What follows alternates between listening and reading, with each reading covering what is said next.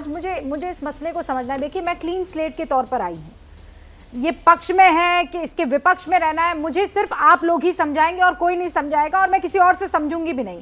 और इसीलिए जनरल शंकर प्रसाद, आप जो ये कह रहे हैं कि नहीं आज मैं इस पर बात नहीं करूंगा, sir I request you to talk about it, क्योंकि ये जरूरी है, आपके मुख से निकली बात जरूरी है। हाँ सर। Yes I will. देखिए, 2-3 बातें समझने की जरूरी है आज के बात में। इस स्कीम की 2 पहलू हैं, इस स्कीम के 2 पहलू हैं। एक रिस्पॉन्सिबिलिटी ऑफ द गवर्नमेंट, दूसरी the responsibility of the armed forces. Armed forces अपनी रिस्पॉन्सिबिलिटी को पूरा निभाएंगी, वो उसके बारे में बताता हूँ कि ये रेजिमेंटल कास्ट बेस वगैरह की आज बातचीत मत करिए, that is not, you are absolutely right, that is not the subject of discussion. उसकी खामियां हैं, उसके फ़ायदे हैं, उसके नुकसान है, उसकी अलग डिबेट हो सकती है कि कास्ट बेस है, रीजनल बेस्ड है, वो सब वगैरह, जिससे अभी शिवाज साहब कह रहे थे। मैं ये कहूँगा आज कि इस स्कीम को आर्मी 110% सक्सेसफुल करेगी। उस पर बताता हूँ भी डिटेल में आपको। मैंने पहले कहा था शायद बात नहीं करूँगा, लेकिन आज करूँगा भी मैं, क्योंकि डिबेट उस डायरेक्शन में जा रही है। दूसरी which is more important, government की क्या रिस्पॉन्सिबिलिटी, आर्मी की एक रिस्पॉन्सिबिलिटी है, गवर्नमेंट की क्या रिस्पॉन्सिबिलिटी है। अब गवर्नमेंट की रिस्पॉन्सिबिलिटी गवर्नमेंट सोचे, इसके बारे में हमारे पास एक बड़ा अच्छा एग्जाम्पल है।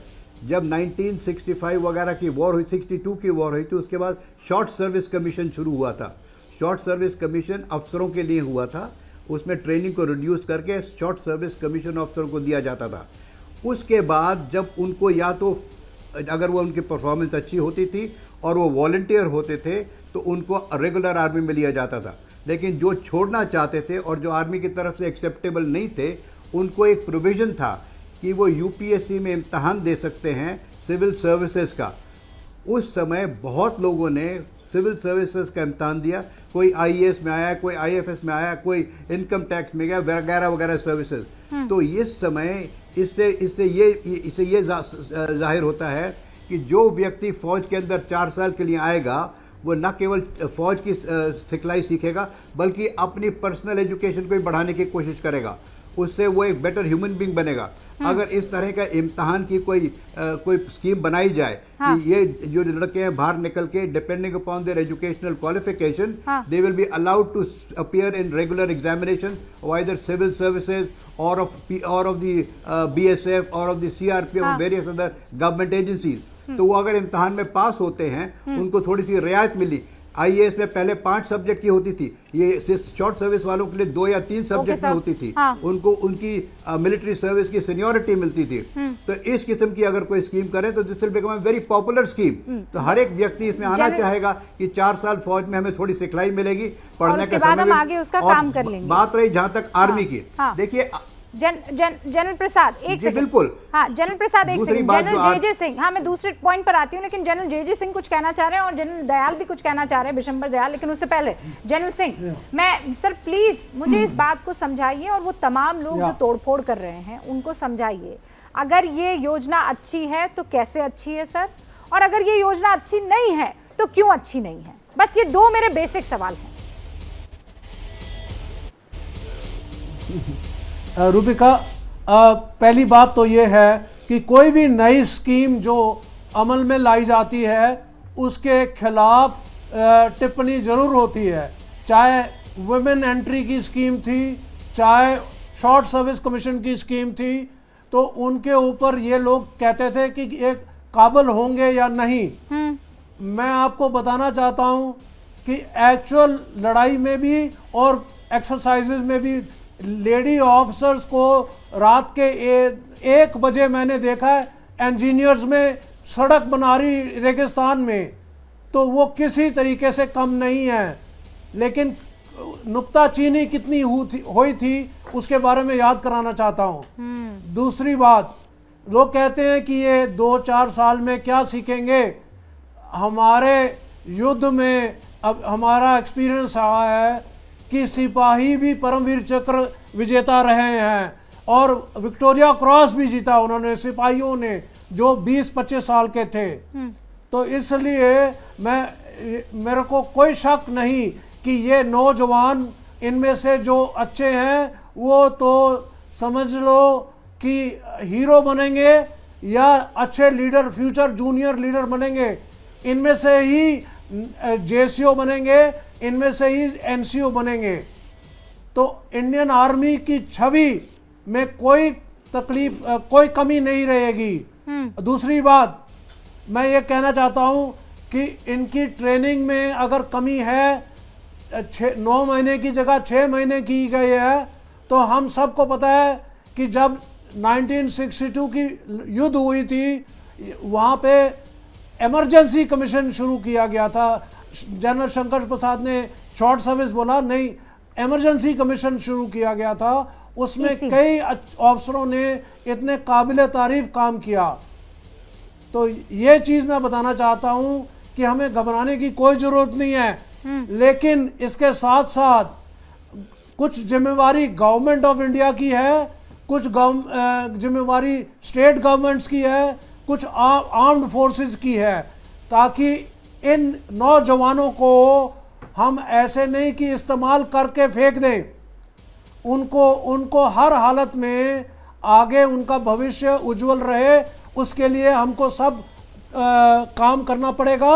और जैसे एक पैनलिस्ट ने बताया कि उसके बारे में कुछ लिखित में देना चाहिए ताकि उनको आश्वासन मिले। हाँ, एक रिटन एश्योरेंस मिल जाए। नाम। हाँ सर, आपने कुछ बहुत बढ़िया बातें यहाँ पर कह दी हैं, और यहाँ बहुत से ऐसे युवा होंगे जो आपकी बातों से इत्तेफाक रखते होंगे, लेकिन जनरल बिशंबर दयाल, आप ये कह रहे हैं कि ये तो बहुत नुकसान की दिशा में हम जा रहे हैं। मुझे समझाइए ना कैसे। बिल्कुल, देखिए, bestest of the bestest army, young blood, वो जो चाहिए वो तो ये योजना दे रही है। बिल्कुल, देखिए, इसमें कोई शक की बात नहीं है।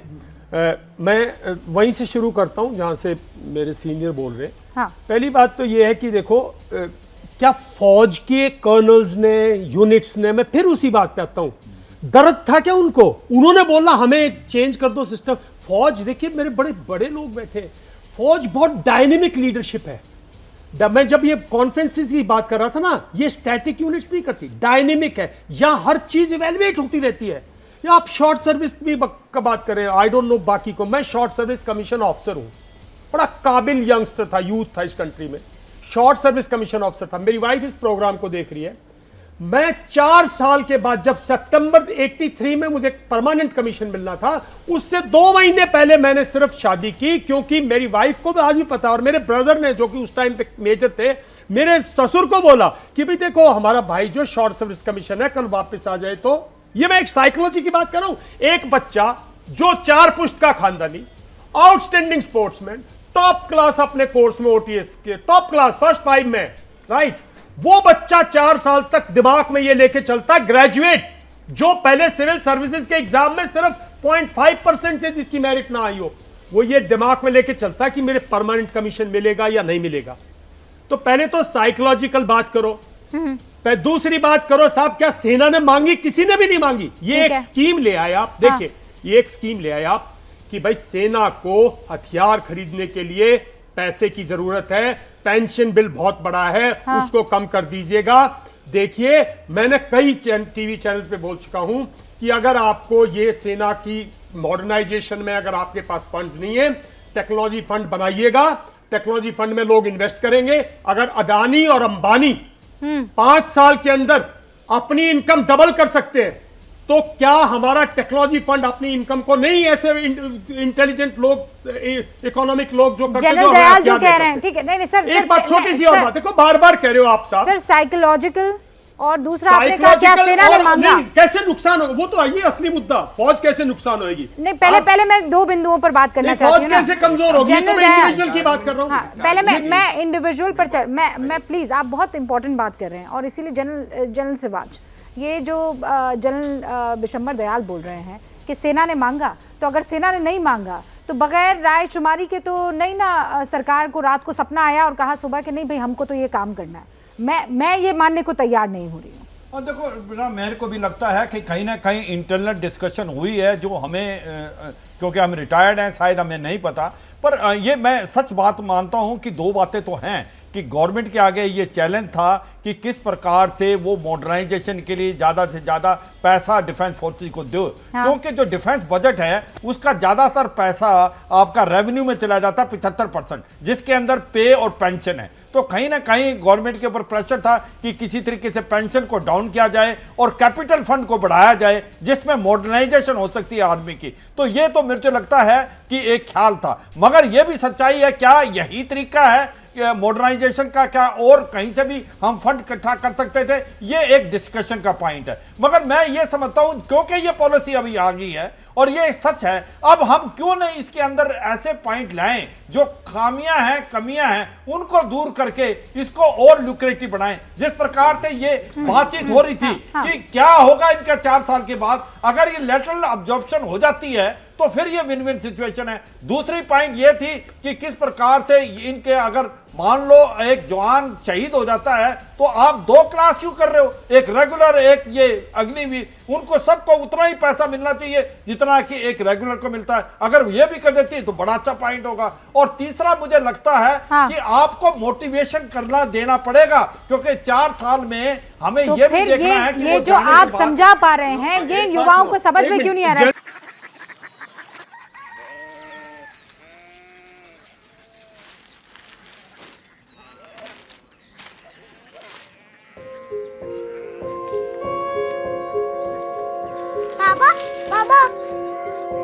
कोरिया सिटी जानी ना।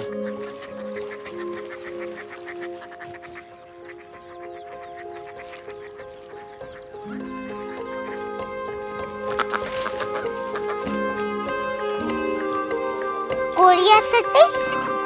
हाँ।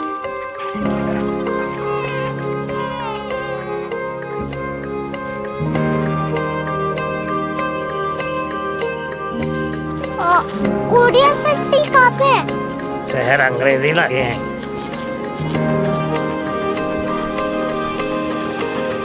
Korea city.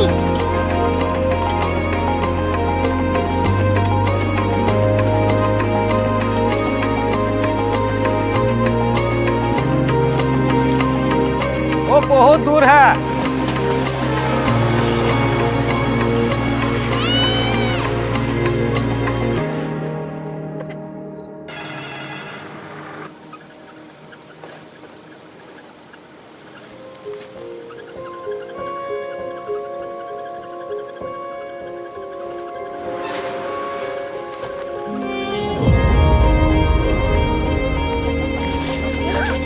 Korea city.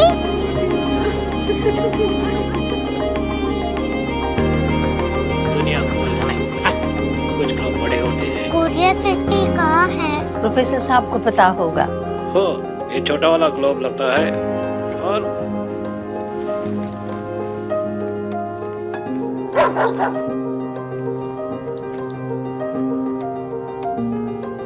पता नहीं, मेरी बेटी से जाके मिल लो, शायद उसे मालूम हो।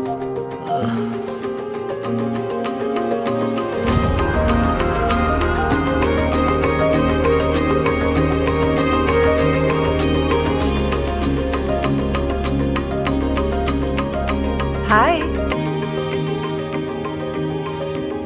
बाबा ने भेजा है। Come here. Korea city. Korea city नहीं, क्यूरियोसिटी। वो क्या? That's what brought you here, जो तुम्हें यहाँ तक ले आया। क्यूरियोसिटी।